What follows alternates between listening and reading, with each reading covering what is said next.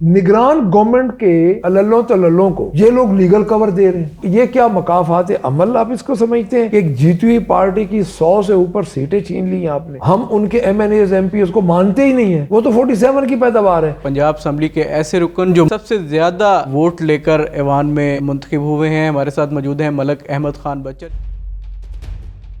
आपको नहीं लगता कि जो पाकिस्तान तहरीक इंसाफ के जो हमायत याफ्ता उम्मीदवारान जो जीत के आए और सुन्नी इत्तेहाद कौंसल में उन्होंने शिरकत जो है वो इख्तियार की, वो जो स्पीकर और डिप्टी स्पीकर का जो इंतखाब था वो बगैर तैयारी के उतर के, उसमें कोई तैयारी नज़र नहीं आई हमें। बगैर तैयारी के अब आप देखें हमारे 50% लोग हाइड में थे। मैं खुद रुपोश था, एक दिन भी हल्के में नहीं जा सका। तो मेरा नहीं ख्याल कि हमारी तैयारी नहीं थी।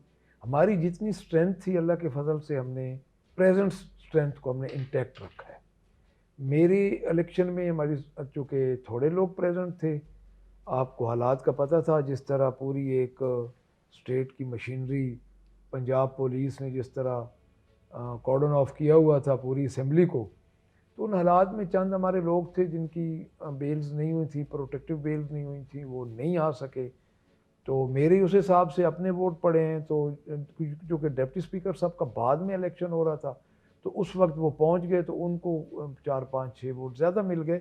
तो हमारी विद इन पार्टी तो हम बिल्कुल तैयारी में थे और इंटैक्ट थे। अच्छा, इलेक्शन कमीशन की जानब से सुन्नी इत्तेहाद कौंसिल को रिज़र्व सीट्स देने से इनकार कर दिया गया है, तो आगे का क्या लाहा अमल होगा? पार्टी की सतह पे किस तरह के फ़ैसले जो वो किए जा रहे हैं, या सिर्फ एहतजाजों पे ही जोर दिया जाएगा? कोई अगला लाहा अमल क्या होगा? देखिए जी, जो सीट्स की बात है उनमें तो हम जा रहे हैं कोर्ट्स में। अब इलेक्शन कमीशन में जो अंडरस्टूड बात थी कि हमें कोई उम्मीद नहीं थी। आगे उम्मीद है आपको? देखिए सर, बात यह है कि अब इसके अलावा हम किधर जाएं बताएं। अदालतों के अलावा हम एक सियासी पार्टी हैं, हमारे पास दो चीज़ें हैं, या हम सड़कों पे एहतजाज करें, वो हम साथ साथ करेंगे, उससे भी पीछे नहीं हटे। हमारी पार्टी का ये फैसला है।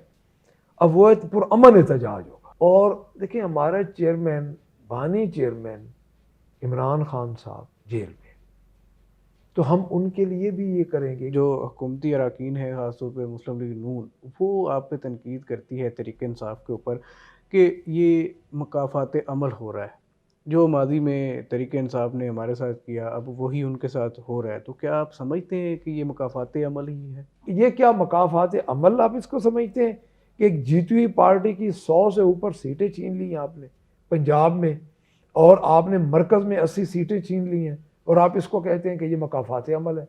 ये मकाफात अमल नहीं है। इसका किस तरह से जवाब देंगे? जैसे कि आपके ऊपर ये तनकीद भी होती है कि जहाँ पे आप हार गए हैं वहाँ पे तो धांधली है, जहाँ से जीत गए हैं वहाँ पे सब ठीक। इससे बड़ी धांधली क्या है कि एक कैंडिडेट को हल्के में दाखिल ही नहीं होने दिया पंजाब पुलिस ने। इससे बड़ी कोई धांधली है?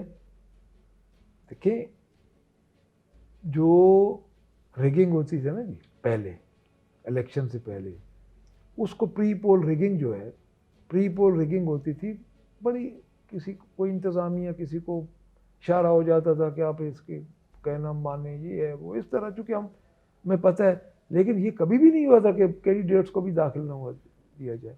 पंजाब पुलिस ने मुझे तो दाखिल ही नहीं होने दिया। इलेक्शन कमीशन की आप इसको क्या समझते हैं कि इलेक्शन कमीशन की क्रेडिबिलिटी रह गई है? अच्छा मलक साहब, ये बताइएगा कि अली मोहम्मद ख़ान पाकिस्तान तहरीक इंसाफ के बड़े अहम जो हैं वो रुकन हैं, मेंबर हैं, उनका एक वीडियो टीवी का क्लिप है या वीडियो बयान कर लें, वो गर्दिश में है, आपने भी सुना होगा। उन्होंने अपने मतलब गुफ्तगू में ये कहा है कि नवाज़ शरीफ भी एक बड़े लीडर हैं, वो गद्दार नहीं हैं, आसफ जरदारी भी बड़े लीडर हैं, इमरान खान भी बड़े लीडर हैं, इन सबको एक जगह पे बिठाना चाहिए।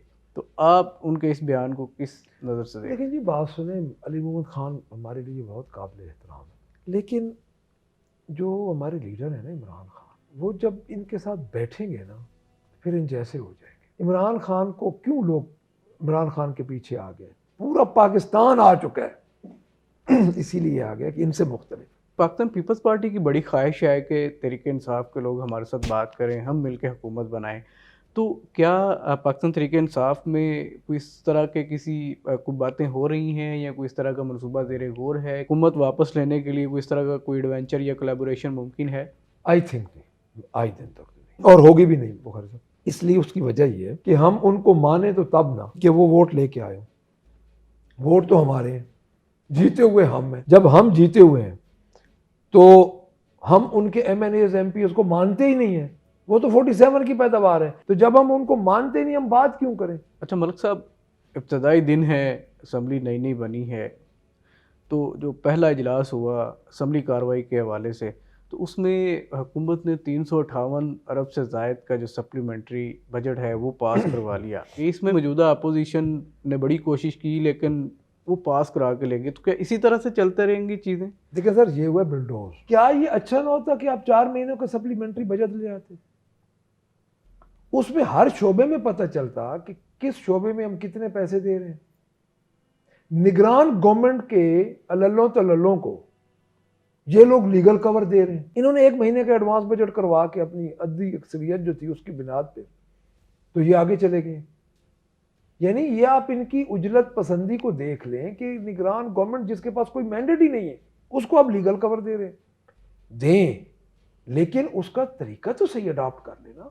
मलिक साहब, हम देखते आ रहे हैं कि जो भी स्पीकर या ऐवान से जो भी मुंतखब होता है, स्पीकर डिप्टी स्पीकर, वो हल्फ लेता है कि मैं आइन और कानून के मुताबिक सारी चीज़ें और गैर जानबदार होकर चलाऊँगा, लेकिन ऐसा होता नहीं है। अभी मलिक अहमद ख़ान साहब ने भी इसी तरह हल्फ लिया, तो आपको क्या लगता है कि वो वाक़तन हल्फ की पासदारी कर रहे हैं, गैर जानबदारी से मामला चला रहे हैं?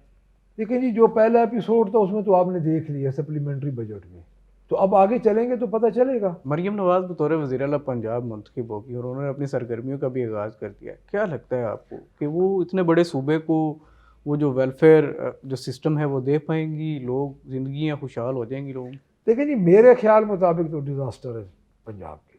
अभी इन्होंने एक रमज़ान पैकेज शुरू किया है। किस हैसियत में नवाज शरीफ का फोटो है जी? जो गट्टू है, आटे का बैग है, आटे के बैग में नवाज शरीफ का फोटो किस हैसियत में? मुझे उनके बताएं। कायदे हैं। कायद जमात के हैं ना जी, पंजाब गवर्नमेंट के तो कायद नहीं है। देखिए, सरकार का पैसा है, हमारा पैसा है, आपका पैसा है, टैक्सेस का पैसा है, तो फोटो लगा हुआ है वो को अपनी जेब से दे रहे हैं। इत्तेफाक फाउंड्री से पैसे नहीं आ रहे, रमजान शुगर मिल से पैसे नहीं आ रहे, वो पैसे आ रहे हैं अवाम, गरीब अवाम के टैक्सेस से। अच्छा मलिक साहब, आप सीनियर सियासतदान हैं, आपने हुकूमतों में भी काम किया, अपोजिशन में भी काम किया, तो आप मरियम नवाज़ जो वज़ीर आला पंजाब हैं उन्हें क्या मशवरा देंगे कि वो इन इन बातों पे अमल करें तो वो बेहतर परफॉर्मेंस दिखा सकते हैं? मैं तो उन्हें यही कहूँगा, अगर वो को अपना अच्छा अपना जेस्टर छोड़ना चाहती हैं तो फॉर्म 47 वाली गवर्नमेंट कबूल ना करें। वो तो उन्होंने कर लिया। अब अभी भी उनके पास टाइम है, अभी भी उनके पास टाइम है कि जो जीते हुए हैं उनको गवर्नमेंट वापस करे फॉर्म 45 के तहत। ये लोग उनके साथ नहीं है, पाकिस्तान पंजाब के लोग उनके साथ नहीं, उन्होंने रिजेक्ट कर दिया इनको। उस्मान बुज़दार और मरियम नवाज़ में एक कदर यह भी मुश्तरक है कि वो भी पहली दफ़ा जीत के आए, मेंबर असम्बली बने और उन्हें वज़ीर आला पंजाब बना दिया गया। मरियम साहबा भी पहली दफ़ा जीत के आई हैं और वज़ीर आला पंजाब बन गई हैं। आपको क्या लगता है ज़्यादा मौजू कौन है, दोनों में से ज़्यादा मौजू कौन है? बुखारी साहब, पहले तो मुझे ना आपसे सॉरी, मैं मादरत के साथ, मुझे आपसे ये इत्तफाक ही नहीं है कि ये पहली दफ़ा जीत के हैं। ये तो ख़ानदानी तौर पे काबिज़ है। यानी देखें ना, ये तो 3 दफ़ा प्राइम मिनिस्टर रह चुके हैं, कई दफ़ा ये चीफ मिनिस्टर पंजाब रह चुके हैं। ये तो पहली दफ़ा नहीं है, ये तो 1981 से, 85 से नहीं, 81 में फाइनेंस मिनिस्टर बने थे ना मियां नवाज शरीफ साहब। अगर आप हिस्ट्री में जाएं, आपकी उम्र शायद छोटी हो, मुझे पता है कि 1981 में फाइनेंस मिनिस्टर थे ये, जब गवर्नर जिलानी था, वहां से ये सफर शुरू हुआ। फिर 85 में जनरल ज़िया की मेहरबानी से ये बने चीफ मिनिस्टर। अब 81 और 24, 3 नस्लें इस दौरान। अच्छा मलिक साहब, स्पीकर और डिप्टी स्पीकर के इंतखाब में सुन्नी इत्तेहाद कौंसल हिस्सा ले रही है, वज़ीर आला पंजाब के इंतखाब में सुन्नी इत्तेहाद कौंसल बाइकआउट करके बाहर आ जाती है। इस हिकमत अमली के पीछे क्या राज है, क्या वजह है?